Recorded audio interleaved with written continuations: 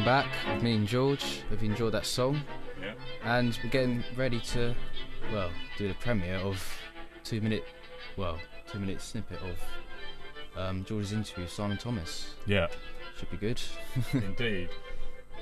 What you'll find is, I first asked him about why they called Cricket AM, which is a cricket magazine programme, Cricket AM. He's in relation to Soccer AM and how that made their life difficult when they're trying to publicise themselves, publicise the new show, and also how long he intends to stay at Sky. We'll play this for around 2-3 minutes.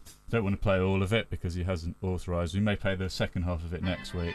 Yeah, should come back by then. So hopefully you can hear him now, and this is what he had to say to me last week. Here we go.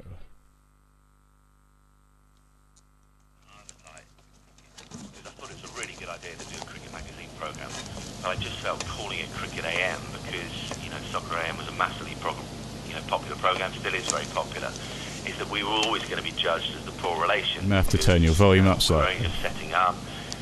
It was always going to be an impossible task because cricket is loved by many, many people, but it's never going to be as big as football. That's just the reality. There's more football fans in this country than there are cricket fans. It was never going to be as big a programme as that. And it was hard in that they called it Cricket AM. It was in the same studio as Soccer AM, that we were always going to be compared between the two. And I think the first couple of years were a little bit hard because a lot of the TV critics out there we were an easy target. So they just went through all the comparisons and said it wasn't as funny, it wasn't as creative. But I just, it was just trying to be a light-hearted cricket magazine show. It was trying to show cricketers in a different light to perhaps we normally see them. It was, obviously it was created in the year that Sky got the broadcasting rights for England games and stuff. It was just purely supposed to be a cricket magazine show, but it did. I have to admit, it made our lives harder because they called it Cricket AM and not something else. Yeah. How long can you see yourself being at Sky? Because it looks an amazing job, and I suppose like Blue Peter there are the downsides to it.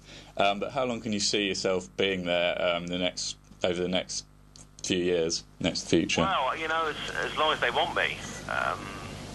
If they start thinking I'm a bit over the hill and getting a bit old, then, that'll be it. I mean, to be honest, I don't know. I'd love to do it for as long as I can. I always said to myself when I came out of university, the one thing I never wanted was a predictable 9-to-5 job, and for many people, that is what happens in life, because it's very difficult to get a job that isn't like that, and you have to work hard and be prepared to put in the hours and stuff to find a job that's not like that. There are more jobs that are predictable and a bit mundane, and mine's not like that. I do a variety of things every week, and there's always a new story to be told. You never really know what's going to happen on any given afternoon when you do Sky Sports News, because the story is led by what's happening. So the last couple of days with what's been happening with the spot fixing trial involving the 3 Pakistan cricketers has been an amazing story to follow. You don't know where it's going to go. I'm off to Middlesbrough on Saturday to do Middlesbrough-Watford. Okay, not the most glamorous game in the world, but I don't know what's going to happen to that game. It could be a scorcher. It could be 5-4. You just don't know, and that's the great thing about my job, and that's why I'd love to do it for as long as the bosses keep employing me. Cool. There we go. That's as much as we're going to play this week from that. Yeah. A few little interesting, not interesting, but hope it's more than you'd expect comments. But for people who've been wanting to wonder what's inside the mind of Simon Thomas, then there is some of it. Yeah, there's little insights. If you're into Sky Sports like Ryan Butler is, I know that. Yeah, if you want to get into Sky Sports and get a job there, then that's the man to listen to. Obviously, you don't listen to Richard Keys or Andy Gray. I didn't actually get on. In case you're wondering, I didn't ask him about that.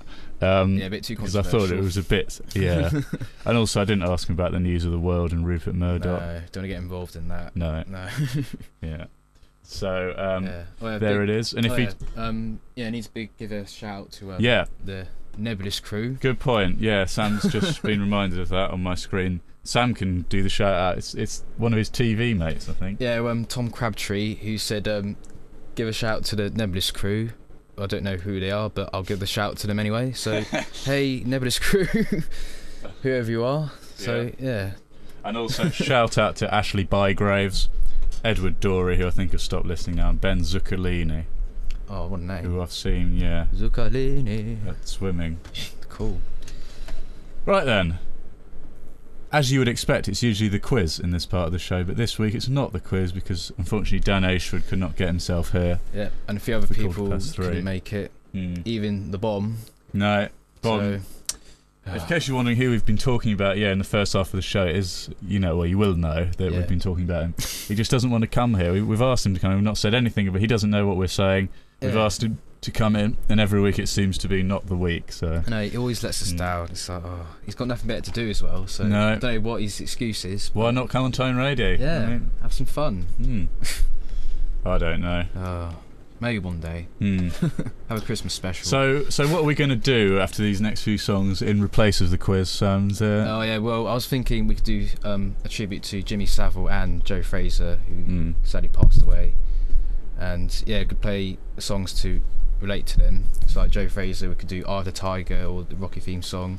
I think we've got Eye of the Tiger on the system here, so we will play Eye of the Tiger in tribute. Fitting, And what was the other song? The Rocky theme song for Joe as well. But Jimmy Savile, do we have any songs like maybe Shroddy Waddy maybe? Yeah, we'll have a look on the system. Yeah, there should be something hopefully.